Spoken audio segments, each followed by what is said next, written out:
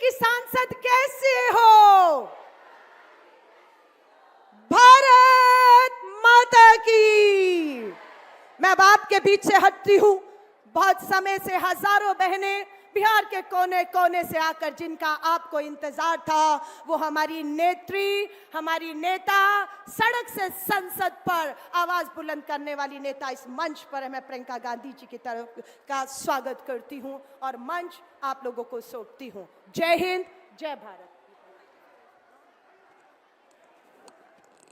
बिहार की इस पावन धरती, क्रांतिकारी धरती पे हम अपनी बहन, अपनी साथी प्रियंका जी का तालियों से जोरदार स्वागत करते हैं। हमारे बीच में इतना दूर से चल के हमारी साथी प्रियंका जी आई है हमारी बात सुनने। वो समय में जब यहाँ का एक प्रधानमंत्री अपनी बात करने से डरता है, वो बस अपने मन की बात करता है, हमारी बहन हमारे बीच में आई है हमारी मन की बात सुनने।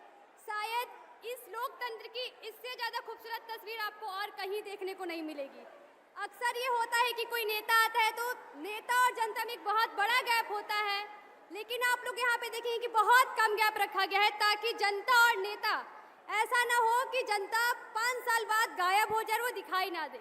हमारे साथ नारी गुंजा महिला बैंड है। ये वो नारी गुंजा महिला बैंड है जो कि महिला सशक्तिकरण की एक सच्ची उदाहरण पेश करती है कि कैसे जब महिला ठान लेती है कि उसको कुछ करना है तो वो कर दिखाती है।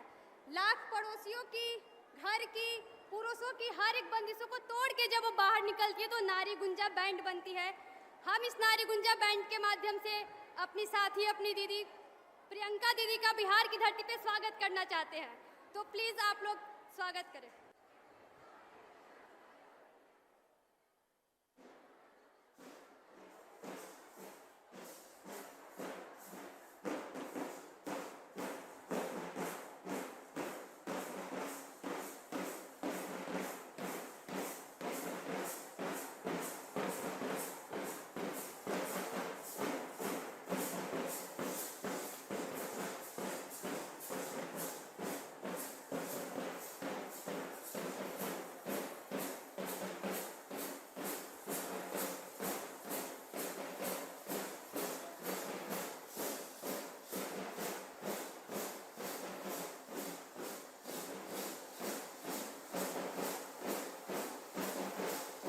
प्लीज आप लोग तालियों से इनका सहयोग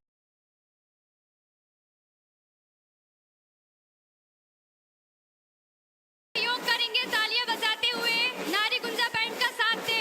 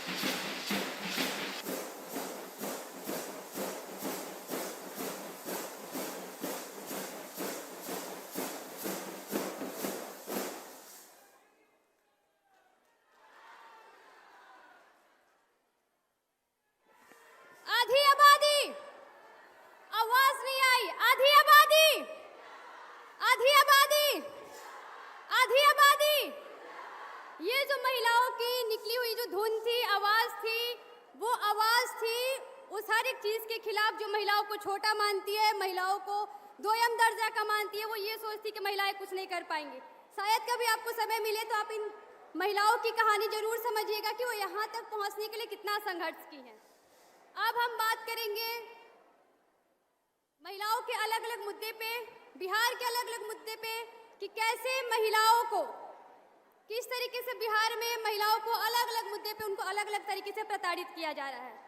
मिड डे मील हो, लोन का मसला हो, आंगनबाड़ी हो, रोजगार का हो, शिक्षा हो, स्वास्थ्य हो या फिर मनरेगा का मुद्दा हो, हर एक मुद्दे पे महिलाओं को कहीं ना कहीं शोषित और प्रताड़ित किया जा रहा है। इसी सब चीज़ों पे बात करेंगी हमारी दीदी और आप सभी के बीच में बैठी कुछ साथी। भले वो एक साथी अपनी बात रखेंगे, लेकिन वो अपने एक पीछे लाखों उन महिलाओं की आवाज़ को दर्शाएंगे जो कि यहाँ पे उपस्थित नहीं है। वो एक आवाज़ उन तमाम बिहार के महिलाओं की आवाज़ होगी जो कि यहाँ तक नहीं पहुँच पाई हैं और यहाँ तक नहीं है, लेकिन वो कहीं ना कहीं उन सारी महिलाओं की आवाज़ है जो कि इस मंच से अपनी कहानी को बताएंगी। हमारी जो बातचीत है वो मिड डे मील पे स्टार्ट होगी, तो मिड डे मील पे जो भी साथी अपनी बात रखेंगी प्लीज़ हमारे वॉलेंटियर्स उनको माइक दे दें। मेरा नाम विभा भारती हुआ और मैं गया जिला के रहने वाली हूँ। आज पूरे बिहार की जो हमारी रसोइया बहनों हैं 2005 से मध्याह्न भोजन बना रही है, पर सरकार की अभी तक इसके लिए कोई नींद नहीं खुला। और जब अब इलेक्शन की टाइम आई है तो 1600 रुपया बढ़ाई है, तो हम लोग उनके झांसे में नहीं आने वाले हैं। इस बार जो हम लोग प्रण लिए हैं कि इस बार इनकी सरकार जिस तरह से हम लोग प्रतिष्ठा के साथ बनाने का काम किए थे उसी तरह से इस बार उतारने का भी काम करेंगे, क्योंकि 2,28,000 रसोइया पूरे बिहार की है। एक चीज और है कि अगर जो जिस तरह से हमें सरकारी कर्मचारी का दर्जा नहीं दिया जाता है और जब रिटायर करने की बात आती है तो ये कहते हैं कि आपको 60 साल में रिटायर कर दिया जाएगा। तो हम सरकार से पूछना चाहते हैं कि अगर जो आप सरकारी कर्मचारी का दर्जा दिए ही नहीं तो आप 60 साल में रिटायर करने की बात कहां से लाते हैं। इसलिए हम एक आग्रह करेंगे कि इस बात के लिए भी बात हम लोग का उठाया जाए और इस बार पूरे पर्ण के साथ पूरे बिहार की रसोइया इन्हें जो विद्यालय में काम करती है 8 घंटे ड्यूटी देती है, उसके बावजूद भी हमारे माननीय महोदय कहते हैं कि ये तो पार्ट टाइम जॉब करती है। तो इसके लिए हम लोग पूरे विरोध के साथ विरोध प्रदर्शन करेंगे और घर घर जाकर के इस बार बदलो बिहार बदलो सरकार का जो नारा है वो पूरे जोर शोर से करेंगे, क्योंकि ये अंधी और बहरी सरकार है। एक गरीबों का मान सम्मान सुनने वाला नहीं है, एक गरीबों का मान सम्मान देने वाला नहीं है, क्योंकि कमाया हुआ मजदूरी मांगने पर इसे लाठी चार्ज किया जाता है और हटाने की धमकी दी जाती है, इन पर FIR किया जाता है। तो हमें ऐसी सरकार नहीं चाहिए जो मजदूरी मांगने पर महिलाओं पर अत्याचार करे, महिलाओं पर लाठी चार्ज करे, वैसी सरकार हमें नहीं चाहिए। इसलिए हम एक यहाँ से आज प्रण लेकर जाएंगे, एक शपथ लेकर के जाएंगे और पूरे हम लोग बिहार में इस बात को फैलाएंगे कि हमें ऐसी सरकार नहीं चाहिए और इसके लिए हम लोग पूरे जोर जोर से लगे हुए हैं। बहुत बहुत धन्यवाद। ये वो मिड डे मील की कहानी है दीदी प्रियंका दीदी, जो कि बच्चों के साथ साथ बहुत सारी महिलाएं जो कि उसमें काम करती है वो भी गुजर रही हैं उन चीज़ों से। तो अगर आपको कुछ उसमें ऐड करना है, कुछ सवाल करना है, जो हमारा अगला मुद्दा है बिहार की महिलाओं को लेके वो जीविका का है। तो हमारे सामने वो 2 दीदी खड़ी हैं जो कि उन सारी जीविकाओं का समस्याओं को यहाँ पे रखेंगी, तो हम थोड़ा ध्यान देते हैं। सबसे पहले तो प्रियंका दीदी को मेरा नमस्ते और सभी दीदी भैया जितना उपस्थित है मेरा नमस्ते। मेरा नाम किरण देवी हुआ और मैं मुजफ्फरपुर जिला से आई हूँ।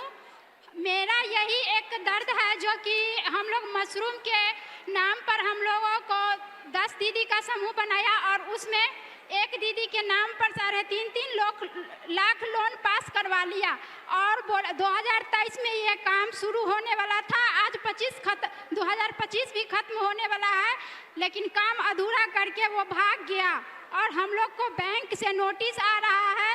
2 बार नोटिस आ गया, हम लोग को बैंक से धमकी मिल रहा है जो कि आप अगर पैसा नहीं जमा कीजिएगा लोन तो आप लोग के ऊपर कानूनी कार्रवाई की जाएगी। इस शक्ति अधिकार महिला संवाद जो है उसमें जितने भी उपस्थित हैं सभी माताएं बहनों सभी को मैं हार्दिक हार्दिक अभिनंदन करती हूँ। मेरा नाम अंजुषा कुमारी है। मैं गया जिला से बिलोंग करती हूँ। मैं जीविका कैडर पे कार्यरत हूँ। जीविका में सीएम पद पर काम करती हूँ। हमारे 4 बच्चे हैं, 2 लड़का 2 लड़की। हम इस काम में जीविका कैडर में 2013 मार्च महीने से काम कर रही हूँ। मेरा सभी से ये कहना है कि हम काम तो करते हैं, हमें काम दिया जाता है पार्ट टाइम, लेकिन हमें वहाँ अधिकारियों से मिलता है कि पार्ट टाइम नहीं फुल टाइम काम करना है। जब हमें पार्ट टाइम का पेमेंट मिलता है तो हमें फुल टाइम क्यों काम करना है। और हम जब जीविका में हम जुड़े, जब जीविका से जब हम लोन लिए तो इसमें इतना प्रेरित किया गया। जब लोन हम उठाएं, एक तो ऐसे ही महंगाई बढ़ती जा रही है, 750 से लेकर के 1200 से 1500 से अभी देखिए कि बढ़ाया है वो आंदोलन की वजह से।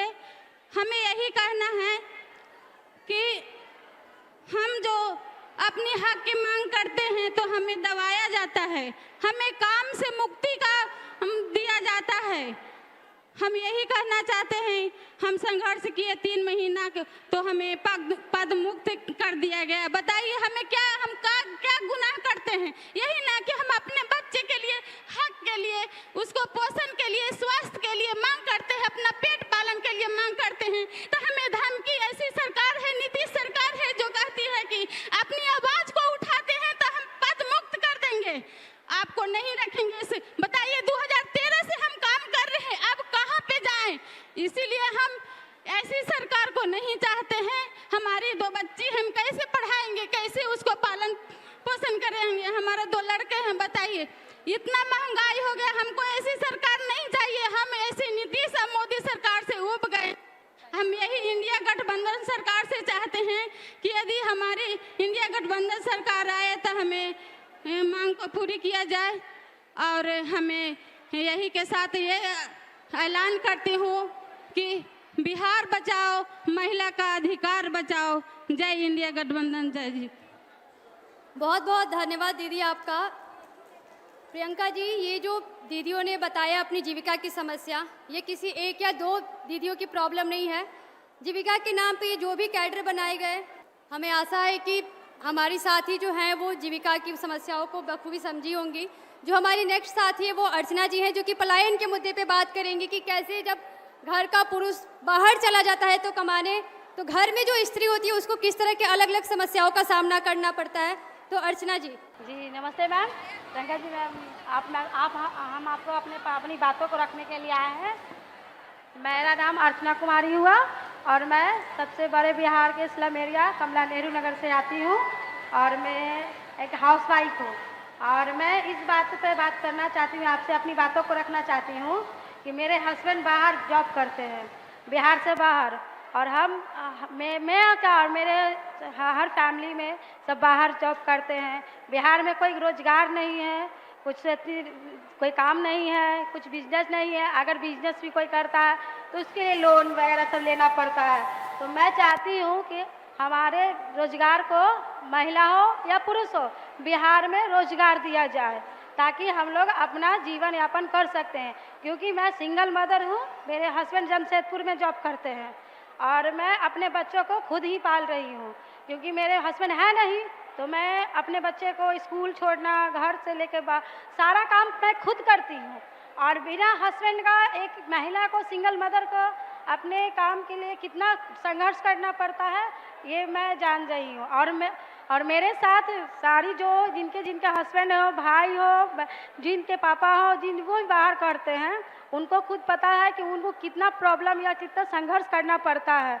तो मैं यही करना चाहती हूँ कि रोजगार के बिहार में लाए, जैसे गुजरात में हो या सूरत हो या दिल्ली हो बम्बई, वहाँ क्यों कमाने जाएंगे। हम चाहते हैं कि हमारा रोजगार बिहार में मिले, हर कोई सशक्त हो।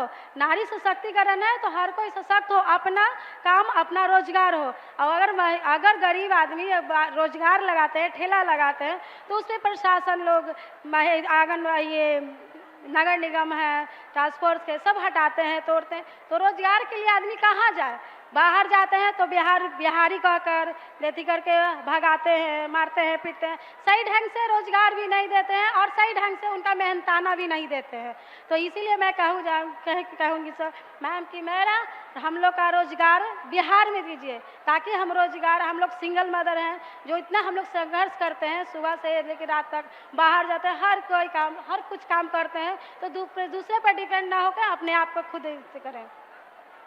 मैं बातों को अपने आप बातें को रखना चाहती थी, इसलिए धन्यवाद मैम, आप हमको मौका दिए बोलने का।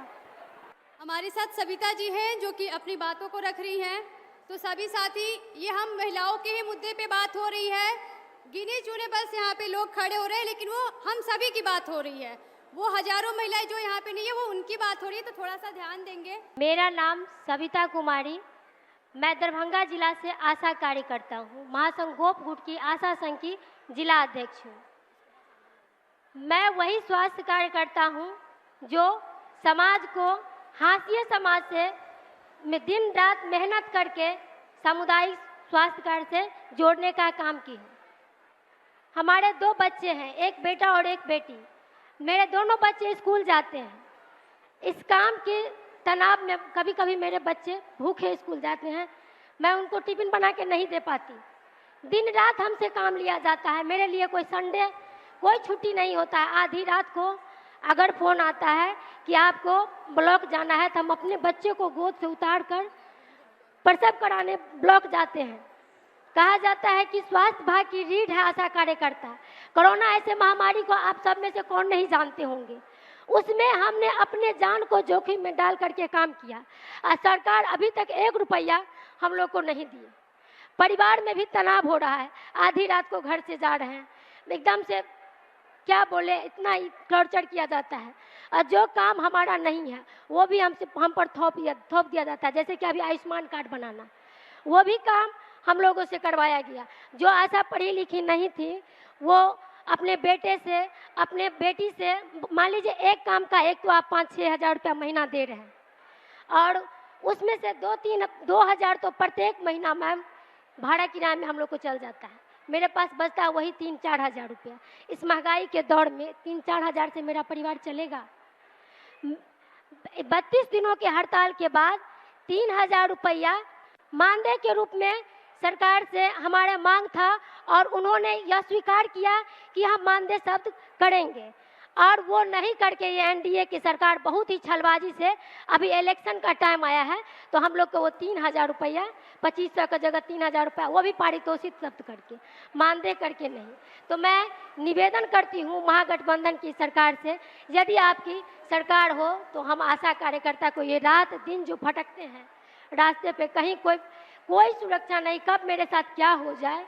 अगर हम पीएससी डिलीवरी लेके जाते हैं, मेरी बेटी 10 दिन की थी मैम, तब मैं आशा कार्यकर्ता में 10 दिन की बच्ची को लेकर के, डिलीवरी पेशेंट जब होता था उसको लेकर के हम ब्लॉक जाते थे, और वहाँ कहा जाता था आप इधर मत जाइए, आप इधर मत बैठिए, अरे बच्चा को यहाँ से उठाइए।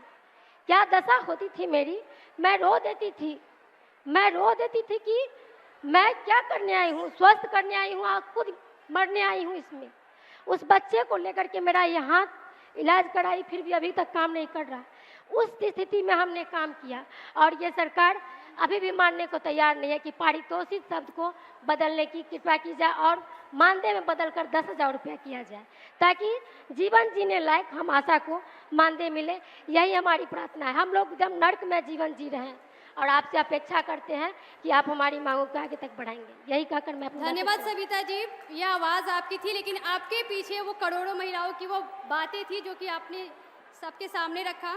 जो हमारी अगली साथी वो आंगनबाड़ी के बारे में बात करेंगी, रंजना जी। मेरा नाम कुमारी रंजना यादव है, और मैं बिहार प्रदेश की आंगनबाड़ी वर्कर की नेतृत्व करता हूं।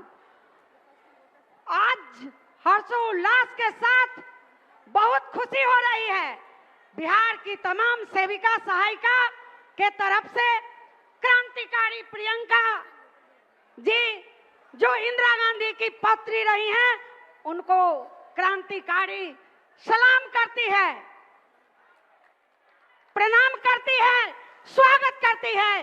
बिहार की प्रांगण में ऐसी क्रांतिकारी नेत्री की जरूरी थी और महिला संवाद जरूरी थी कि जन जन तक जाए हमारी महिलाओं की आवाज, हमारी महिलाओं जो आधी आबादी में अपनी बहुमत को कैसे उभारे, कैसे अपने अधिकार को ले। इसके लिए बहुत खुशी है।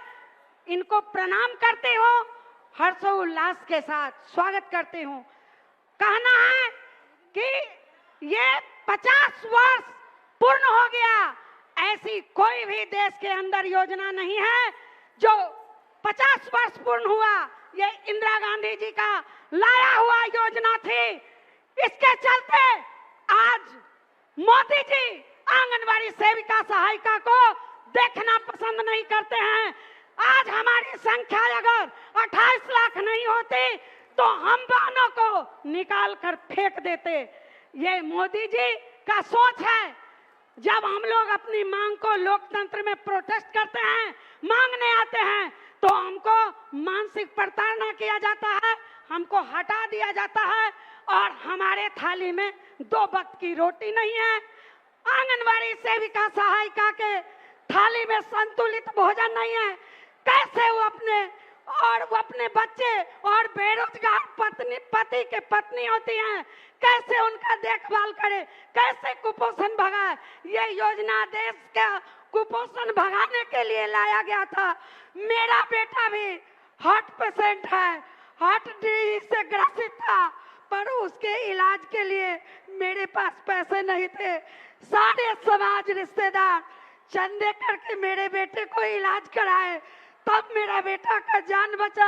आज देश के अंदर, बिहार के अंदर ऐसी बद से बदतर हालत आंगनवाड़ी वर्कर की है जो कहा नहीं जाता, मुझसे कहा नहीं जाता।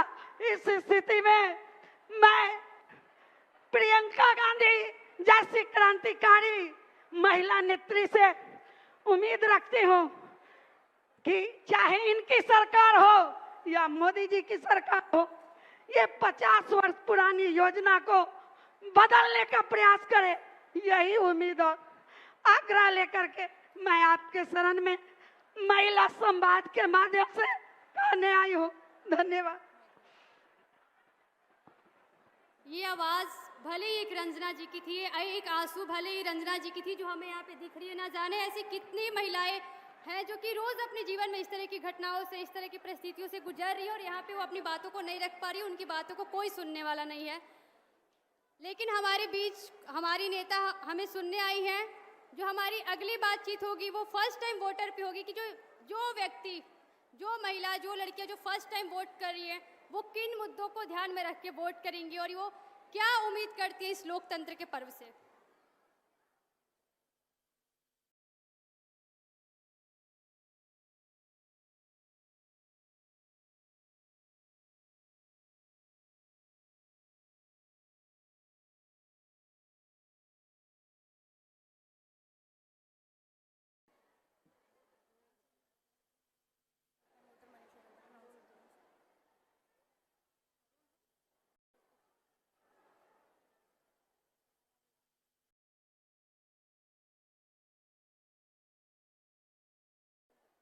मनीषा और जन्नत जी, आप लोग अपनी बातों को रखें।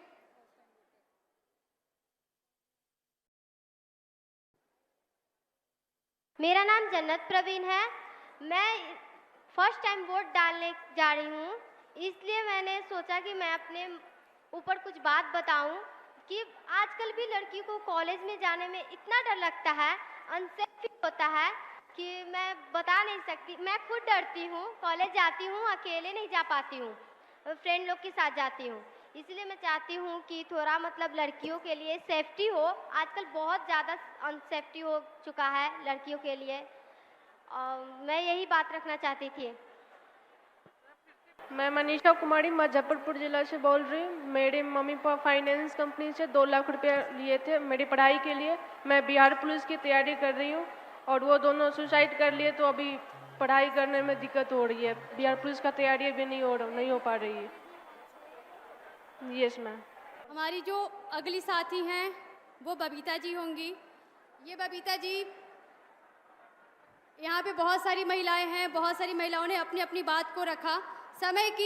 समय को ध्यान में रखते हुए हमारी लास्ट बातचीत होगी। बिहार में ऐसी बहुत सारी समस्याएं हैं महिलाओं की, जो कि शायद मुझे लगता है कि 2 दिन कम पड़ जाएंगे अगर हम बैठ गए उस पर बातचीत करने। तो ये कुछ गिने चुने मुद्दे थे, गिने चुने महिलाएं थी जो कि अपने पीछे उन लाखों महिलाओं की आवाज़ बन के यहाँ पे बोल रही थी। समय को ध्यान में रखते हुए अब हमारा ये आखिरी होगा, तो बबीता जी आप स्टार्ट कीजिए। मेरा नाम बबीता देवी है। हम जम्मू जिला से आए हैं। सरकारी अस्पताल में काम करते थे, सफाई कर्मी हैं। मैं छोटा जात से पढ़ती हूँ। 18 साल से ड्यूटी करने के भी बाद हम लोग को ड्यूटी काम से हटा दिया गया है ठेकेदारी के द्वारा से। ये विनती है सरकार से कि हमको काम में रखा जाए। हम लोग बहुत बिलट रहे हैं। हम लोग का 4 गो बच्चा हैं, बहुत हम लोग तबाह हैं। इसलिए हम लोग को सरकार से विनती है कि हम लोग को काम में रखा जाए। भले ही आज ये जो बातचीत थी वो हमारी लास्ट बातचीत थी, जिसमें कि अलग अलग मुद्दों पे बातचीत हुई। सफाई कर्मी, mid day meal, anganwadi, loan जैसे मुद्दे, जीविका और फर्स्ट टाइम वोटर्स जो आए और अपनी बातों को बताएं कि किस तरह के चैलेंजेस, किस तरह की जो चुनौतियां हैं वो महिलाएं वर्तमान में फेस कर रही है। पिछले 25 सालों से वो फेस करते आ रही है, लेकिन आज उनको जब उनको ये मौका मिला यहाँ से इस मंच से अपनी बातों को रखने के लिए, तो उन्होंने रखा। मैं आग्रह करूँगी अपनी बहन